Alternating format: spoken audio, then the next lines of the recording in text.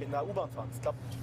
Es muss ja nicht gleich die Bahn nach Nizza sein. Auch schon der Economy-Flug verbraucht deutlich weniger, etwa 300 Kilogramm. Zum Vergleich, wenn er alleine mit dem Privatjet fliegt, verbraucht er fast das 20-fache, mehr als 5 Tonnen CO2. Manchmal nehme er sogar eine normalen Linie. Digga, bin ich eigentlich drüber? Bro, safe auch, oder?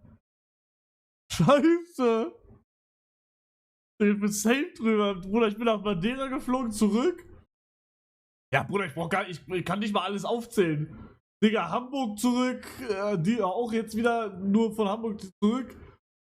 Wo war ich noch? Digga, Edeltour, da bin ich auch irgendwie von Norwegen nach Amsterdam, von Amsterdam nach Luxemburg. Ja, Bruder, bei mir ist da, ich sag da gar nichts, Digga. Mucki, mit 2 Tickerinos, Grüße aus, danke.